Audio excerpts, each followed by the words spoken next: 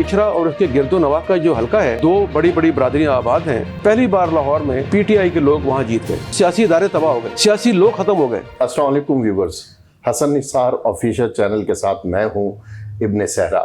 Viewers, آج ہمارے ساتھ سابق ایم پی مسلم لیگ نون، سابق مشیر صحت برائے وزیر اعلیٰ اور سابق چیئرمین ہلال احمر پاکستان جناب ڈاکٹر سعید الہی موجود ہیں. السلام علیکم ڈاکٹر صاحب. جناب وعلیکم السلام، کیا حال ہے آپ کا؟ اللہ کا شکر ہے، آپ خیریت سے ہیں؟ جی بالکل. سب سے پہلے شکریہ کہ آپ نے وقت دیا ہمیں.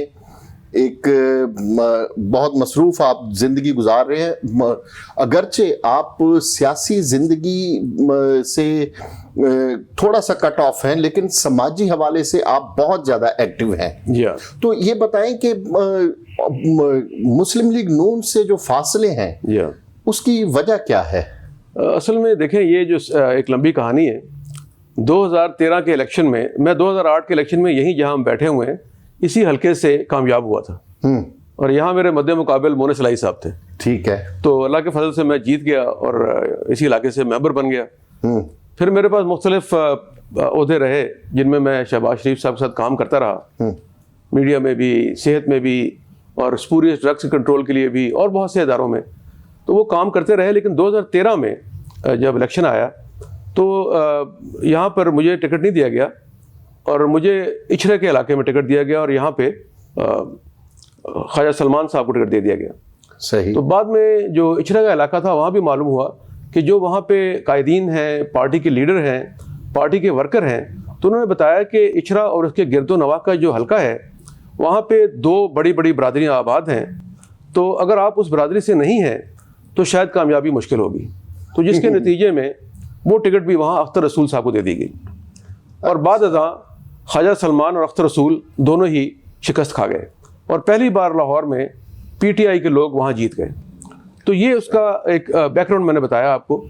پھر 2014 میں میں تھوڑا سا ان ایکٹیو ہوا پنجاب کی سیاست سے.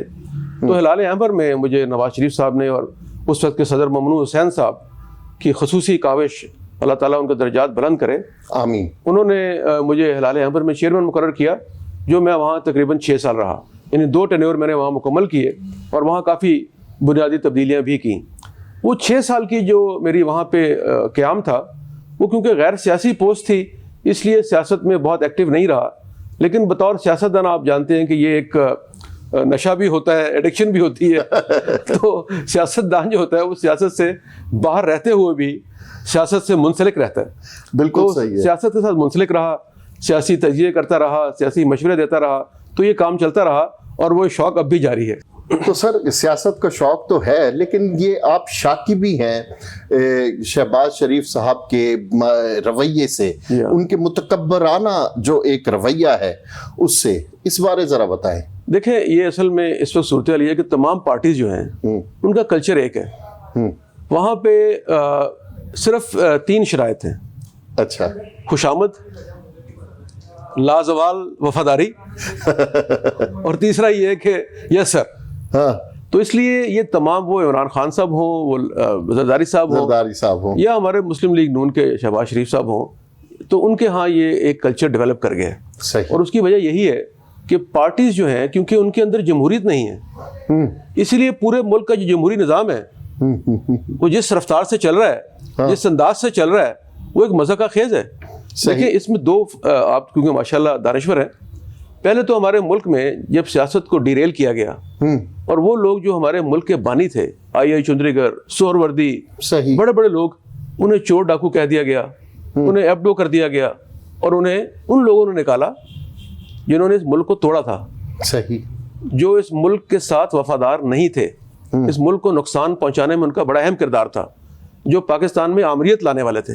تو ایک تو آپ کو جو آپ نے ڈی ٹریک کیا سیاست کو، تو سیاسی ادارے تباہ ہو گئے، سیاسی لوگ ختم ہو گئے، اور نئی قسم کے نسل کے لوگ جو آج کل آپ دیکھ رہے ہیں. صحیح بالکل بد زبان ترجمان جنہیں میں کہتا ہوں.